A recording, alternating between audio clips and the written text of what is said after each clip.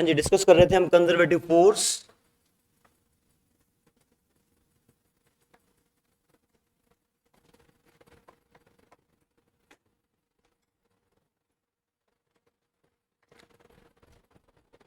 Conservative force आपकी कौन सी होती है, जो आपकी जिसका वर्क डन पाथ पे डिपेंड ना करे। हमने एग्जांपल देखा था ग्रेविटेशन का।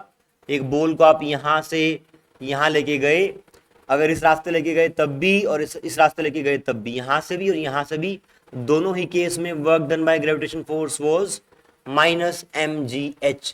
तो ये आपका पाथ इंडिपेंडेंट था इसका वर्क डन। एक एग्जांपल और करते हैं फ्रिक्शन का।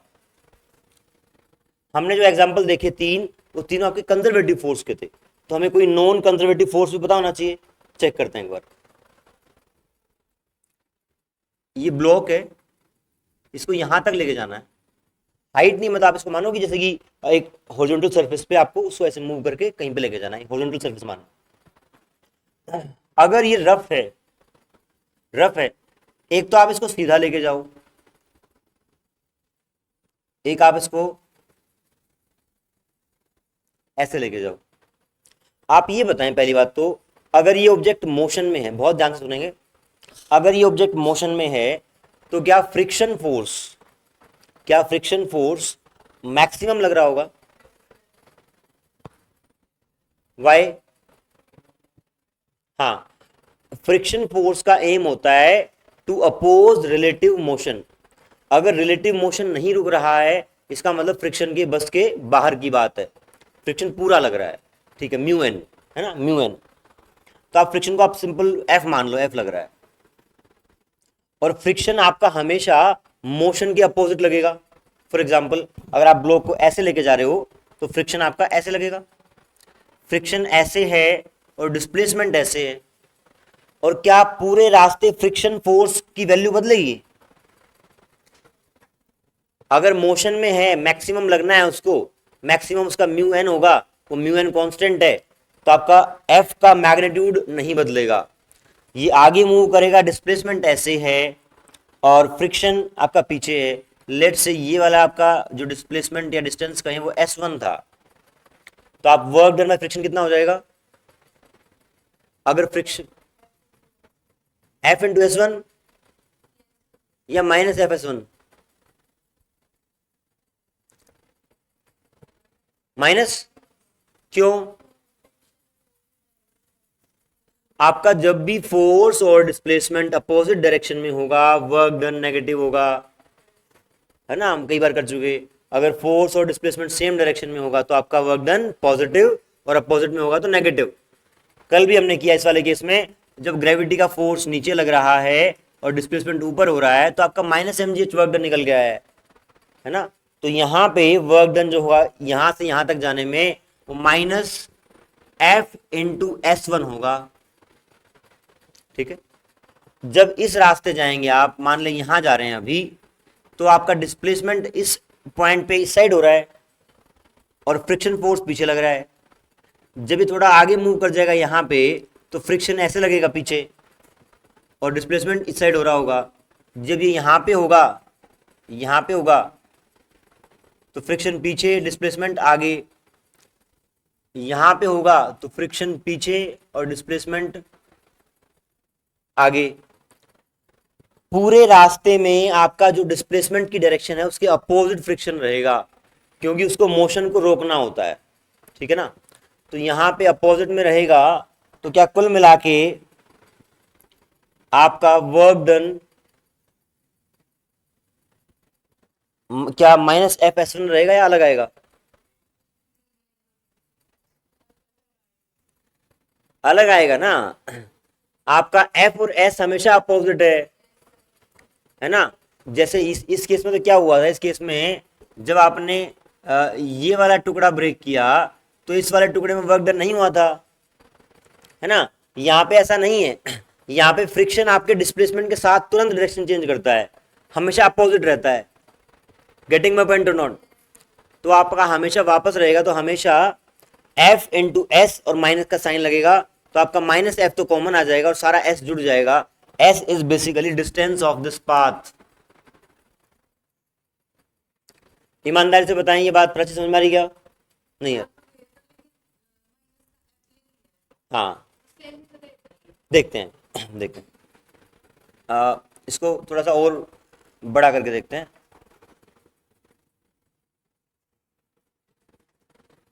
ऐसे आप मान लें यहां से यहां तक आप चले, यहां से यहां तक चले तो इस पाथ को मैं स्ट्रेट मान सकता हूं, स्ट्रेट मान लिया। इस पाथ में, इस पाथ को यहां बना रहा हूं, इस पाथ में फ्रिक्शन आपका हमेशा पीछे लगा था और डिस्प्लेसमेंट लेट से मैं S1 बोल रहा हूं, S1 बोल, या इसको आप पूरे को S मान लें ना ताकि आसान रहे, माइनस एफ है, ये आपका S1 है। इस केस में फ्रिक्शन पीछे डिस्प्लेसमेंट आगे, वर्क डन कितना हुआ, माइनस एफ S1। इस अगले वाले पार्ट, इसको आप स्ट्रेट लाइन मान लें, अब इसको स्ट्रेट लाइन माना तो फ्रिक्शन पीछे डिस्प्लेसमेंट आगे लेट से S2, तो आपका हो गया माइनस एफ S2। अगले वाले पार्ट में यहां पे फ्रिक्शन पीछे S आगे माइनस एफ S3, और आगे जाएं, फ्रिक्शन पीछे S आगे माइनस एफ S4। ऐसे करते करते आप पूरा रास्ता ट्रेवल करेंगे, माइनस एफ कॉमन आ जाएगा और S1 plus S2 plus so on, ये S1 S2 क्या ऐड हो रहा है, ये आपका पाथ ऐड हो रहा है। टोटल पाथ कितना है उस बात पर डिपेंड हुआ ना, फिर ये आगे ना आपका डिपेंड कर रहा है। तो आप लिखेंगे example of non conservative force, heading मतलब उसी पार्ट में लगाएंगे, example of non conservative force is friction.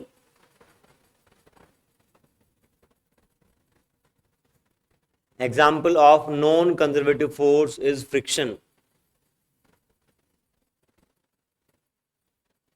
because work done by friction is path dependent, path dependent। उसके लिए आप ये एग्जांपल नोट कर लें फिर डायग्राम।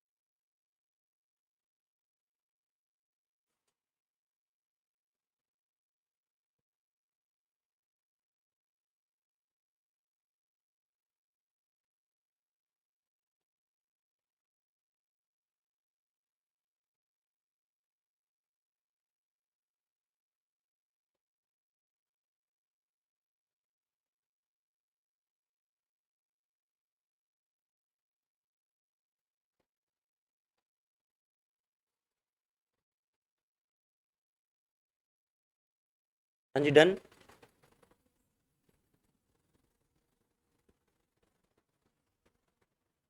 ये टॉपिक हल्का सा मुश्किल लगेगा आपको, एक बार समझ में आ गया तो ये काम भी बहुत आएगा।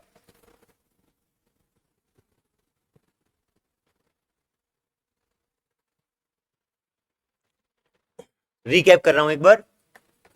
पोटेंशियल एनर्जी के कॉन्सेप्ट में सबसे पहले हमने बात की energy possessed by a body due to its position. फिर आप बोलते हैं कि ये एक स्टोर्ड एनर्जी के फॉर्म में होती है, स्टोर्ड एनर्जी है।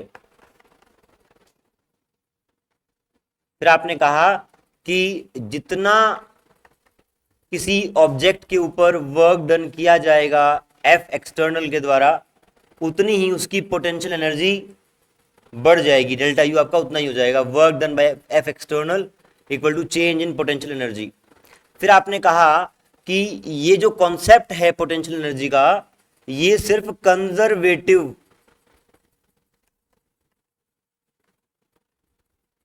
फोर्स के केस में ही एग्जिस्ट करता है। जैसे आप ध्यान से देखें, अगर मैं ग्रेविटी के अगेंस्ट जब मैं किसी बॉल को ऊपर की तरफ उठा रहा हूं तो ग्रेविटी का फोर्स नीचे लग रहा था और मैंने उसके ऊपर ऊपर फोर्स लगाया, तो अगर ये कंजर्वेटिव फोर्स है तो मैंने जितना वर्क डन किया to raise it to a particular height, जब मैं छोड़ूंगा तो वापस बॉल काइनेटिक एनर्जी गेन करेगी, मतलब एनर्जी स्टोर हुई थी जैसे आपकी तीर कमान में हुई थी। बट क्या, अगर मैं यहाँ पे ब्लॉक को ऐसे लेके जाऊं फ्रिक्शन के अगेंस्ट में और यहां से यहां ले आऊं और छोड़ूं, तो क्या वापस भागेगा? नहीं भागेगा। इसका मतलब फ्रिक्शन के अगेंस्ट जो काम किया गया था उसके कारण से आपकी एनर्जी स्टोर नहीं होती है ना। बहुत अच्छा एग्जांपल है ये कि आप एक ब्लॉक को घिसड़ा के अगर यहां से यहां तक लेके आते हैं तो उसके अंदर कोई एनर्जी स्टोर नहीं हुई। तो एनर्जी स्टोर्ड का कॉन्सेप्ट ही कब आता है? जब आपकी कंजर्वेटिव फोर्स हो। और कंजर्वेटिव फोर्स के आपके 3 एग्जांपल हमें करने हैं आपकी 11th-12th में, ग्रेविटेशन, इलेक्ट्रोस्टैटिक और स्प्रिंग फोर्स। आपका जो धागा था उसको आप स्प्रिंग फोर्स की तरह कंसिडर करें एक बार, है ना, वो स्प्रिंग ही एक तरह से। तो ये हमने किया। कंजर्वेटिव फोर्स की डेफिनेशन लिखी, conservative force is that force whose work done is path independent, या फिर work done depends upon initial and final position, या फिर work done across the closed loop is zero. हर पॉइंट सीक्वेंस से आपको ऐसे ही बार बार दिमाग में लेके आना है और फिट बिठाना है। कंजर्वेटिव फोर्स हो गया आपका। अब एक काम और करते हैं, फॉर एग्जाम्पल इसी फॉर्मूले को एक और फॉर्मेट में बनाएंगे। ये बहुत इंपॉर्टेंट फॉर्मूला है। इसी को फॉर एग्जाम्पल आपने ये बॉल यहां से यहां तक रेज करनी है। अगर मान लो इस बॉल को मैं स्लोली रेज कर रहा हूं, स्लोली का मतलब क्या हुआ, अगर मैं उसको बहुत आराम से लेके जा रहा हूं तो क्या होगा कि जो नीचे वाला फोर्स है और ऊपर वाला फोर्स है वो लगभग बराबर रहेंगे, है ना। इसका इंपॉर्टेंस है, इस वर्ड का बहुत इंपॉर्टेंस है। तो आप जब स्लोली रेज करेंगे तो आप बोल सकते हैं कि किसी इंटरमीडिएट पॉइंट पे आपका नीचे जो फोर्स लग रहा है mg और जो ऊपर लग रहा है F एक्सटर्नल, या इस mg को मैं बोल सकता हूं कंजर्वेटिव फोर्स FC, वो दोनों बराबर रहेंगे। अगर स्लोली रेज करेंगे तो work done bye F external और FC मैग्नीट्यूड वाइज बराबर हैं, मैग्नीट्यूड वाइज बराबर हैं। अगर आप वेक्टर फॉर्म में देखेंगे तो आप कहेंगे F external is equals to negative of conservative force. ठीक बात है। अब देखें आप, अगर मैं इस डेफिनेशन से बात करूं, आप ये बताएं बॉल को उठाने में यहां से यहां तक मैं लेके गया तो work done by external force positive था कि नेगेटिव था? आराम से सोचें। जब मैं बॉल को नीचे से ऊपर उठा के लेके गया तो work done bye F external is positive और नेगेटिव? नेगेटिव। कैसे? आप वर्ड्स पर ध्यान दें। Work done bye F external जो मैंने लगाया, मैंने तो ऊपर लगाया ना, हाँ, मैं बॉल को उठा के लेके जाऊंगा तो मेरा फोर्स ऊपर की तरफ है, ठीक है। ध्यान रखना आपको, जो F एक्सटर्नल है वो बाहर का फोर्स है और FC आपका कंजर्वेटिव फोर्स है। तो मेरा वर्क डन पॉजिटिव है। हमने जो स्टार्टिंग की डेफिनेशन लिखी है उसमें F एक्सटर्नल लिखा है। तीर कमान के खिलाफ जब मैं बाहर से फोर्स लगा रहा हूं उसका वर्क डन आपका एनर्जी में स्टोर होता है, ठीक है। यहां पे जब मैं अर्थ तो नीचे खींच रही उस बॉल को, अर्थ के फोर्स के अगेंस्ट में F एक्सटर्नल लगा के ऊपर लेके जाऊंगा तो मेरा वर्क डन पॉजिटिव है। क्यों? क्योंकि मेरा फोर्स भी ऊपर है और डिस्प्लेसमेंट भी ऊपर है। Work done bye F external is positive. बहुत ध्यान से देखेंगे, work done bye F external is positive in this case, है ना। इस केस की बात कर रहे हैं हम, कहीं कहीं पे नेगेटिव भी हो सकता है पर यहां पॉजिटिव हो रहा है, ठीक है। Work done bye F external is positive in this case. अब ये बताएं, अगर वर्क डन पॉजिटिव हुआ तो डेल्टा U क्या होगा? अगर वर्क डन पॉजिटिव हुआ है तो आपकी एनर्जी बढ़ेगी या घटेगी? पहली बात तो आप इस एक्सप्रेशन से देखें, अगर F एक्सटर्नल पॉजिटिव है तो ये वाला ही पॉजिटिव रहेगा, डेल्टा U भी पॉजिटिव रहेगा। और डेल्टा U की वैल्यू होती है final potential energy minus initial potential energy. तो अगर ये नंबर पॉजिटिव है it means this has to be bigger number. अगर ये बड़ा है तो यू एफ यू आई से बड़ा होगा और आप कह सकते हैं कि वर्क डन पॉजिटिव हुआ तो पोटेंशियल एनर्जी पॉजिटिव होती है। वैसे ही आप फील करो, अगर एक ब्लॉक को मैंने यहां तक उठाया है या यहां तक उठाया है तो सेकंड वाले केस में उसकी एनर्जी स्टोर्ड ज्यादा हो गई, मेरा वर्क डन जितना होगा उतनी उसकी एनर्जी बढ़ जाएगी, आपकी ऊपर की तरफ एनर्जी बढ़ रही है। ठीक बात है। इसी केस में आप ये बताएं, अगर मैं उसको स्लोली रेज कर रहा हूं तो work done by conservative force negative होगा कि पॉजिटिव होगा? Conservative force negative. क्यों? क्योंकि आपका हाँ फोर्स नीचे है, डिस्प्लेसमेंट ऊपर है। ठीक है, तो work done by F conservative is negative. अगर मैं यहां पे इस फॉर्मूले में आपका लेके आना चाहता हूं एफ सी, तो मुझे क्या चेंज करना पड़ेगा? देखें ध्यान से, delta U is equals to work done by F external, तो मैं लिख सकता हूं F external into delta X displacement, है ना, फोर्स इंटू डिस्प्लेसमेंट। अब मुझे पता है कि जो एफ एक्सटर्नल है वो एफ सी का नेगेटिव है, नेगेटिव ऑफ एफ सी, तो आप लिख सकते हैं minus F C delta X. Now minus F C, minus को हटा दें, F C into delta X, ये बन गया आपका work done by conservative force. एक माइनस साइन बाहर लगेगा, work done by conservative force, ये आपका डेल्टा यू की एक और डेफिनेशन हो गई।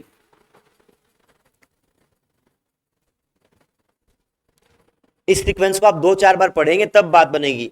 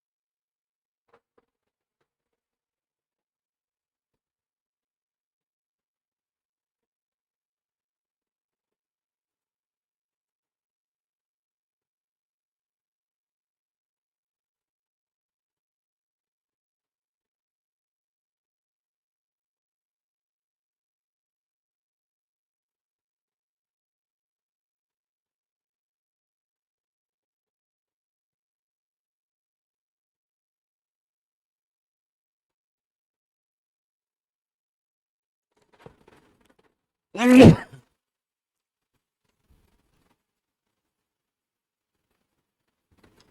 जी बच्चों, ठीक है, सिंपल दोबारा करते हैं एक बार।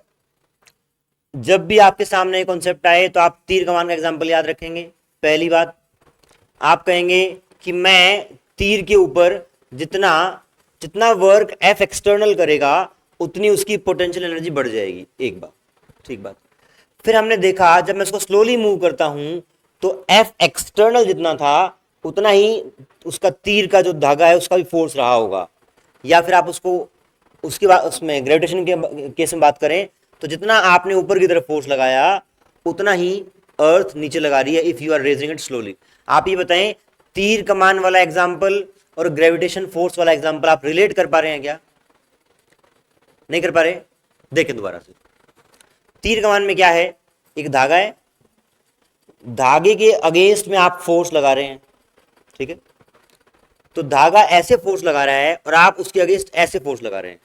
अब ग्रेविटी की बात करें, ग्रेविटी बॉल के ऊपर नीचे फोर्स लगा रही है और आप ऊपर लेके जा रहे हैं, है ना। तो आप ग्रेविटी वाले फोर्स को धागे की तरह लें कि जब आप ऊपर खींच रहे हैं उसको तो अर्थ ऐसे लगा रहा है और हम ऊपर की तरफ लगा रहे हैं। जैसे धागे के खिलाफ हम उसको लेके गए हैं, ऐसे ही अर्थ वाले केस में भी हम अर्थ के फोर्स के उसको अगेंस्ट ऊपर लेके गए हैं। तो कुल मिला के जब आप उस कंजर्वेटिव फोर्स, यहाँ पे धागे वाला फोर्स था, वहां पे ग्रेविटी वाला फोर्स था, उस धागे वाले फोर्स के अगेंस्ट में एफ एक्सटर्नल आपका वर्क डन जब करेगा, that work done get stored in form of energy and that energy is called potential energy. I hope बिल्कुल सिंपल वर्ड्स में बता दिया है। अब जब आपने ये बता दिया कि वो एक्सटर्नल फोर्स का किया हुआ वर्क ही एनर्जी के फॉर्म में स्टोर होता है, फिर आपने मैथमेटिकली देखा कि अगर मैं स्लोली उसको मूव करता हूं तो F C is negative of F external, या F external is negative of F C. तो मैंने इस फॉर्मूले को मॉडिफाई करना चाहा, यहां पे एफ एक्सटर्नल की जगह एफ सी लाना चाहा, तो एफ एक्सटर्नल की जगह माइनस एफ सी आ गया बस, बाकी सारा फॉर्मूला सेम है। तो आप दो तरीके से बोल सकते हैं, क्या change in potential energy is equals to work done by external force, या फिर change in potential energy is negative of work done by conservative force. आप ये लिख ले बेशक, change in potential energy, change in potential energy is work done by external force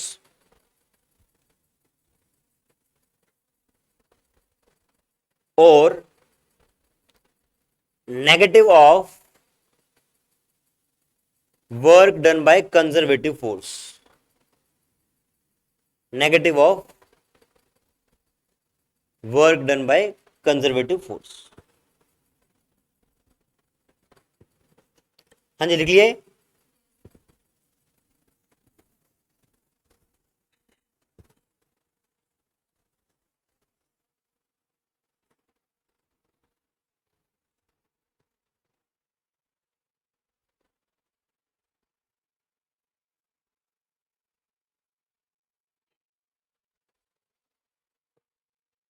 conservative force हो गया आपका, and this delta U equal to minus work done by F conservative. ये आपका इस सीक्वेंस में एक नया फॉर्मूला आ गया है। ठीक, इसी को आगे बढ़ाते हैं। For example delta U equal to minus F C delta X आपने बोला, डेल्टा एक्स को आप इस साइड ले आओ तो आप बोल सकते हो delta U by delta X equal to minus. एक बात ध्यान रखना, जब भी डेल्टा वर्ड यूज करते हैं तो जो चेंज होता है वो सब्सटेंशियल होता है। और अगर मैं इसी को लिख दूं minus D you by D x, इसका मतलब है बहुत स्मॉल चेंज की बात हो रही है, बहुत स्मॉल चेंज की है ना। Delta x is for substantial change and D you is for small change. तो हमने कुछ भी नहीं किया है, इसी फॉर्मूले को मतलब रीअरेंज किया एक तरीके से। तो मैं यहां पे लिख रहा हूं एक नया formula, conservative force is equals to minus D U by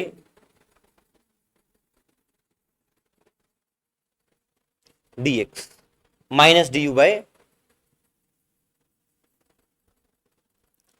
this is conservative force. अब आपका जो कंजर्वेटिव फोर्स है इसको बोल सकते हैं आप F conservative is rate of change of, लिख लिया यहां पे इस एक्सप्रेशन के साथ में एरो बना के लिखेंगे, ये जो आपने लिखा है F C equal to minus. Conservative force can also be defined as conservative force can also be defined as negative of rate of change of potential energy with respect to position।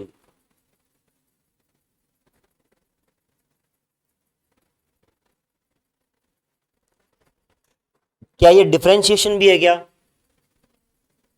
जैसे हमने देखा था अगर x ऐसा हो, x equal to t square plus 2t plus 3, तो आप differentiation of x को लिखते हैं differentiation of x with respect to time t is something.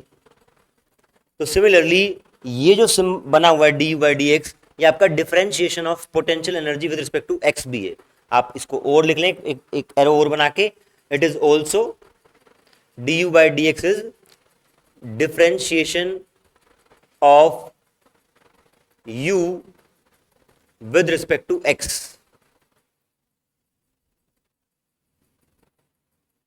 जो D you by D x का टर्म है ये आपका differentiation of u with respect to x।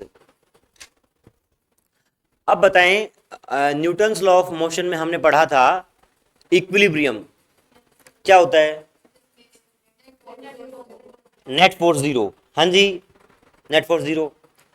अगर इस पर्टिकुलर केस में अगर आपका नेट फोर्स जीरो हो जाए और मैं कहूंगी सिर्फ कंजर्वेटिव फोर्स लग रहा है, अगर सिर्फ कंजर्वेटिव फोर्स लग रहा है और वो जीरो हो गया, तो क्या अगर आपका एफ सी जीरो है तो क्या मैं कह सकता हूं कि d you by D x equal to zero in case of equilibrium?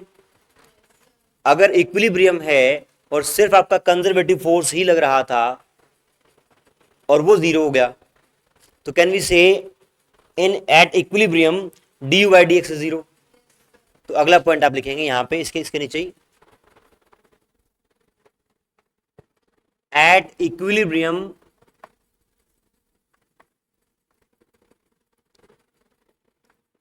F C is zero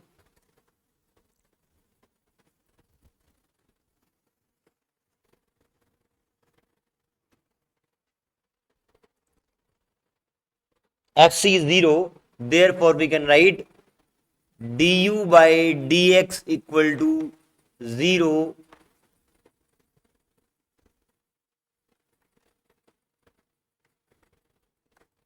at equilibrium। at equilibrium, ठीक है। ये सीक्वेंस आपको सारा ऐसे कैसे नोट करना है, इसको आप 2 बार 3 बार पढ़ेंगे और तभी शायद आगे बढ़ना चाहिए, नहीं तो हैवी हो जाएगा, है ना, क्योंकि चीज़ें समझ में नहीं आएगी। ऐसा करते हैं, आज इतना ही करते हैं, कल आगे बढ़ाएंगे।